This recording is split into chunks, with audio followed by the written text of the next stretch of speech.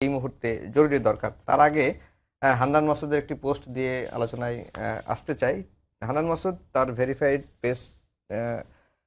পেজে যে পোস্ট দিয়েছেন, তিনি যেটি বলেছেন যে প্রত্যাশা ছিল ৩০০ আসনে নির্বাচন করার, নির্বাচন করে ৬টি আসন পেলেও সেটি সম্মানজনক হতো। জামাতের সঙ্গে জোট করা ভুল ছিল বলবো না, পরিস্থিতি বা নানা কারণে সেদিকে তাদেরকে যেতে বাধ্য হয়েছেন। আর যদি নাও যেতাম আরো ভালো হতো। মানে যদি জামাতের সঙ্গে এনসিপি জোটে না যেত আরো কি ভালো হতো কিনা? এটা অ্যাকচুয়ালি মানে একটা ডিফারেন্ট পার্সপেক্টিভ থেকে বলা। সেটা হচ্ছে আমাদের ৩০০টি আসনে আমরা আমাদের জায়গা থেকে আমাদের কেন্দ্রীয় কমিটির স্থানীয় যারা নেতৃত্ব ছিল তারা তাদের জায়গা থেকে নির্বাচন করার একটা আশা ছিল, সেই অনুযায়ী পরিকল্পনা ছিল এবং দল গঠন হওয়ার পরের যে ১ বছর যে যার সাধ্য অনুযায়ী সামর্থ্য অনুযায়ী কাজ করার চেষ্টা করেছে।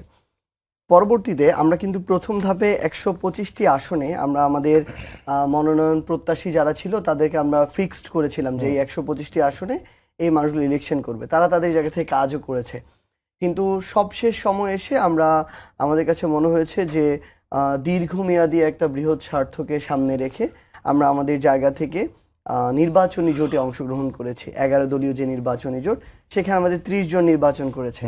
তো এই ৩০টি আসনে নির্বাচন করে আমাদের ভোটের পার্সেন্টেজ প্রায় 3%-এর মতো। তাহলে আমাদের বাকি ২৭০টি যে আসনগুলোতে আমরা করতে পারিনি, খুব স্বাভাবিকভাবে ওখানে আমাদের যারা প্রার্থী ছিল তাদের মধ্যে কিছুটা হতাশা আছে এবং সেই যে ভোটগুলো আমরা ওই মাঠের পরিস্থিতি অবজার্ভ করা এই ৩০টি আসনে যেভাবে পেয়েছি ওইখানে কিন্তু সেরকম ভাবে পাইনি।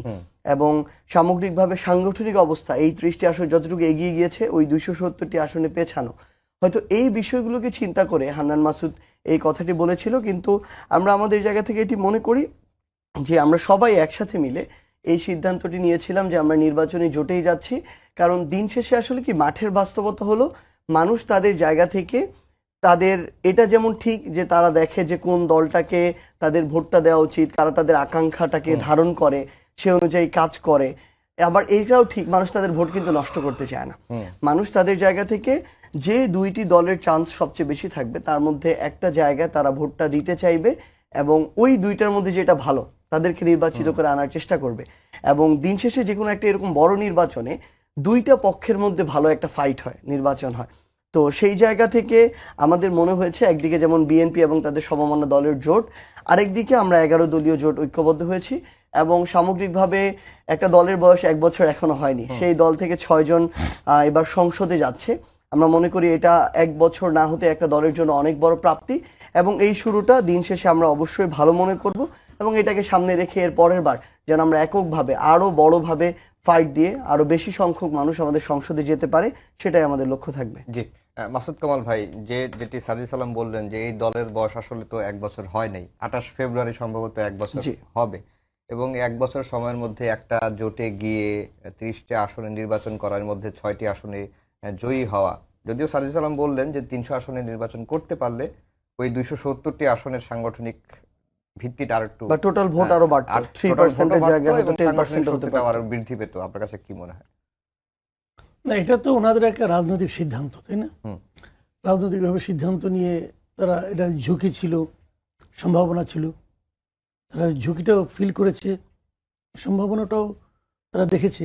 বাট আমি এই ব্যক্তিগতভাবে মানে আমি পার্সোনালি মনে করি এবং আগেও আমি বহুবার বলেছি যে আমার প্রত্যাশা ছিল তারা সারা দেশে এই নির্বাচনকে তারা ইগনোর করবে। আমার ইচ্ছা ছিল যে তারা আগামী ৫ বছর পরে নির্বাচন নিয়ে চিন্তা করবে এবং ওটার জন্য তারা যদি সারা দেশে ৩০০ আসনে তারা প্রার্থী দিতে পারতো তাহলে অন্তত ৩০০ আসনের লোক কিন্তু শাপলাগুলিকে চিনত। এখন ২৭০ আসনের লোক কিন্তু শাপলাগুলি চিনি না। তো এটা চেনা তাদের প্রাথমিকভাবে ওটা ছিল তাদের প্রয়োজনীয় কাজ। ওনাকে ছোট একটা গাছ বললেন, আপনি এই গাছটার মধ্যে এখনই ফল হতে পারে অথবা গাছটা একটু বড় হওয়ার পর ফল হতে পারে। আমি বড় হওয়ার পর ফল হওয়াটাকে পছন্দ করব, ওইটা আমার কাছে মনে হবে অর্গানিক।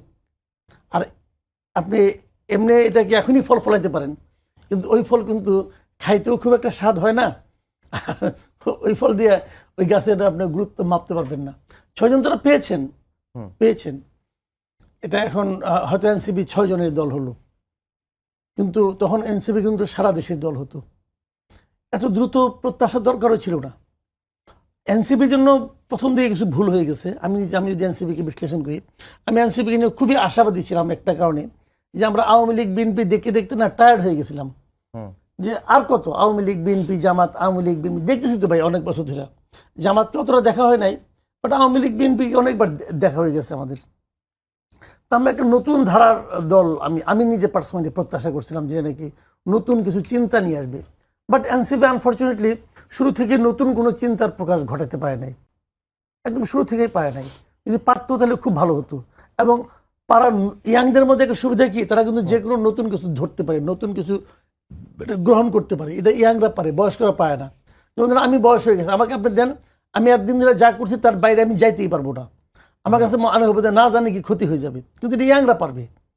তাদের মধ্যে এই ধরনের একটা থাকে, আলাদা একটা শক্তি থাকে। সেই শক্তির কারণে আমি প্রত্যাশা করেছিলাম তারা শুরু থেকে একটা টোটালি ডিফারেন্ট টাইপের একটা দল করবে, কিন্তু ওদের আসলে বড় ক্ষতিটা করে দিয়েছিল ডক্টর ইউনূস কিন্তু নিজে। মাসুদ কামাল ভাই, এই আলাপটা তো আছে যখন পুরনো রাজনৈতিক দলগুলো যখন পুরনো ধাঁচেরই রাজনীতি করছে, আর একটা নতুন একটা দল সেটি এসে একবারেই নতুন বন্দোবস্তর ইয়াটা কিভাবে সূচনা করবে? পারবে না তো, পারবে না তো। পারবে না তো, এটা আমি জানি পারবে না। শুরু তো করতে হবে, হুম শুরু না করলে পারবেন কিভাবে? শুরুটা সবসময় কঠিন। একটা ট্রেন যখন চলা শুরু করে না, ওই শুরুর স্পিড দেখে কিন্তু ট্রেনের অন্তিম স্পিড আপনি টের পাবেন না। শুরুটা আসতেই হবে, কিন্তু শুরুটা দেখে যেন লোকে বুঝে যে এটা একটা ডিফারেন্ট কিছু। হুম তো শুরুটা কে করবে? ওনার শুরুকে আমি করে দিব না না, ওনার শুরু ওনাকেই করতে হবে। ওনার শুরু কি জামাত করে দিবে? করবে না। ওনারা যা করতে চায় সেটা কি জামাত করে দিবে? নেভার। জামাত বরং ওদেরকে বোঝাবে যে আমি যেটা করতেছি তুমি এই লাইনে আসো, এটা বেটার। কারণ জামাত তো ওই লাইন, আমি কিন্তু জামাতকে খারাপ বলছি না, কিন্তু আমি জামাত, আওয়ামী লীগ, বিএনপি সবাই যার যার মধ্যে পলিটিক্স করতে ভাই, আমার কোনো সমস্যা নাই। কিন্তু আপনি যখন আমার সঙ্গে আসবেন, আমি তো আপনাকে আমার মতো করার চেষ্টা করব। হুম কিন্তু আপনি যে নতুন কিছু করতে চাচ্ছেন, এইটা যতক্ষণ পর্যন্ত আপনি না করতে পারবেন ততক্ষণ পর্যন্ত ইয়াং যে দল হলো কেন, তখন তো এটা যে কোনো দল। হুম আমি তো যে কোনো দল চাই না রে ভাই, আমার বক্তব্য হলো ওই জায়গাটাতে। বুঝতে পারছি। তো ওই জায়গাটাতে আমি মনে করেছি, আমি বলি আমার অনেককে আমি বলেছি, ওনাদের অনেক লিডারকে আমি বলেছি, ভাই আপনারা এই নির্বাচনের কথা ভুলে যান। এই নির্বাচনের মাধ্যমে কিছু পাওয়াটা আসলে আপনাদের লস হবে, লস হবে। আমি উদাহরণ দিয়ে বলি, এই যে 6 জন গেছেন ওখানে, হুম জামাতের কোনো সিদ্ধান্তের বিরুদ্ধে কেউ যেতে পারবে না। দেখুন আমি দেখি যাই কিনা, এরা পারবে না। কারণ দেখলাম যে নাহিদকে তো চিফ হুইপ বানাই দিচ্ছে, নাহিদকে তো জোটের চিফ হুইপ বানাই দিচ্ছে রে ভাই।